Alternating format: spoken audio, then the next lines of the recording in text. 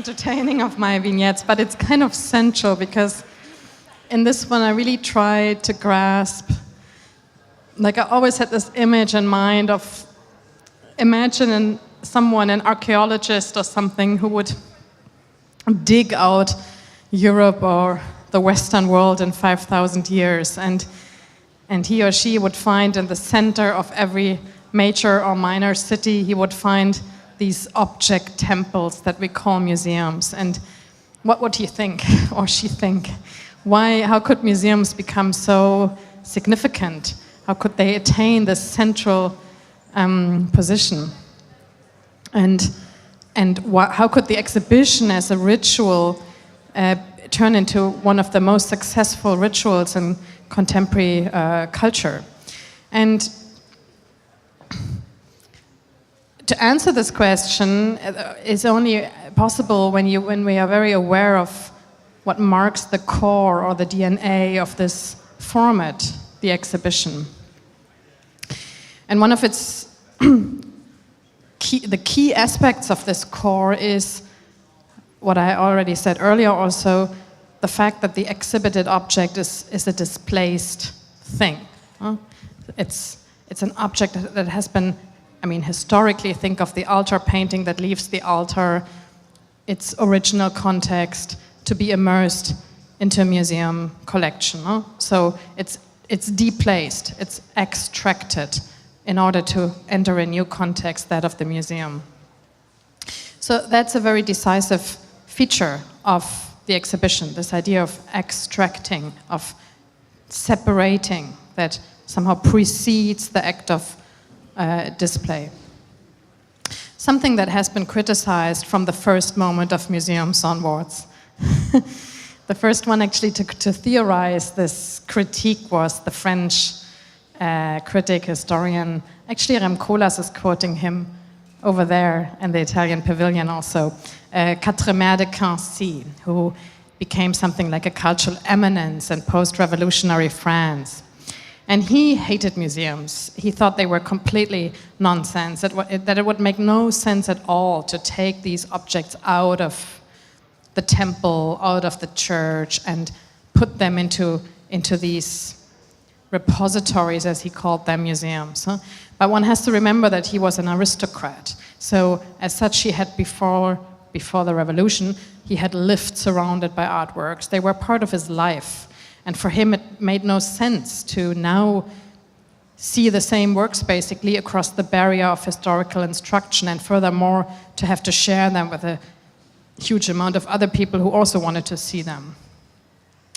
For those at the other end of the political spectrum, such as the Republican-minded Hegel, in contrast, the museum was a great idea. Because for Hegel, this idea of extracting, of separating, was interesting because it exemplified the way he envisioned the ideal citizen, who is likewise defined by a intellectual and not any more immediate relation to the world. So, like the slaves, for instance, were. They didn't have a chance to intellectually understand their place in history. They were just part of it. So this abstraction, this enter into a critical rapport with the world instead of just being part of it and being subjected to it, for him is like the decisive feature of the modern the modern rational idea of the citizen, and the museum sort of exemplifies that. So there's where this crucial idea of exhibitions and museums as places for critical judgment, reflection, primacy of the visual, where all this comes from. But that's not all. Museums cultivate other features of modern societies that are equally important. Historically, they are the first ritual that address the individual. We've had this before. Theaters addresses the collective audience, but the museum, the encounter with the artwork is conceived of as a one-on-one encounter.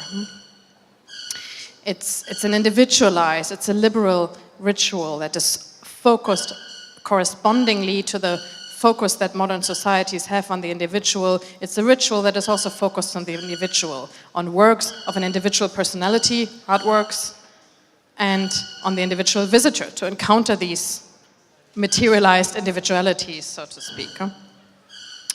But to an individual that sort of recognizes his or her own subjectivity in relation to material things. And that's, of course, the core of bourgeois culture, a connection between the individual and a material object. And also very important for the rise of modern market-based economies that are productivist economies, that modern societies measure themselves according to how much they can produce. So production becomes the prime category. And here we have a ritual that is dedicated to the importance of material things. And of course, things that are not considered banal objects, but objects sort of in a higher version. They are linked to the realm of meaning production, of sophistication, but nevertheless they are material objects. So the museum is like the ritual that can, on the one hand, create a link to this realm of production, but on the other hand also connect it with something more cultural, more sophisticated, more refined. And then the third point, so the individual, the object, and what is the third? The third is the idea of progress and development. If we go through museums, we usually start somewhere in the history and arrive somewhere in the present. So we follow a timeline. And practicing this timeline was extremely important to train an idea of progress, development, which is like the driving force of modern Western societies. And then number 4 is the idea of the product. So Werner Sombart, the German sociologist, spoke of artworks as refined goods. Structurally, they are products. They are rooted in the same market economy, market principle that any other product is, except that they are sort of products that are higher versions of that, or more sophisticated versions of that. So the individual, the material object, progress, development, and the market. These are the 4 pillars of modern Western market-based societies, and exactly these are the categories that the exhibition ritual brings together and cultivates and acts and trains them.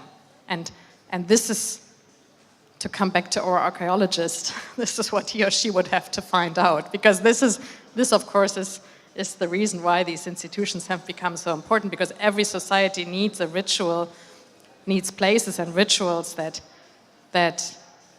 makes these very abstract categories such as the individual concrete. And for Western societies, museums are these places. Where not only these 4 parameters or 4 categories are brought together, but where they also are given a kind of state-sanctioned legitimation, authority, nobility. So maybe, oh yeah, sorry, I forgot the images, so I'll just show them very quickly. This is an image that I like because it goes back to what I said about Hegel. Because this is, on the left hand, this is exactly not the ideal citizen. This is the stupid person from the countryside who, for the first time in his life, goes to a museum and prays in front of the pictures because they don't understand that this is not a church anymore, but this is a place where they should behave like the one on the right, which is actually a drawing by Schinkel of the Altes Museum, the old museum in Berlin. And Schinkel invented or came up with the architecture for this museum while he was listening to Hegel's lectures at the Humboldt University. So this is the ideal citizen, the ideal scenery on the right, and this is what there was before, the stupid people from the countryside. And then the next picture maybe, yeah, this is just to show you these modern temples. I mean, that are really thought in the 19th century as temples. You go upstairs and lions right and left and so on. Thank you very much. The next one then will focus on the 20th century, on the white cube.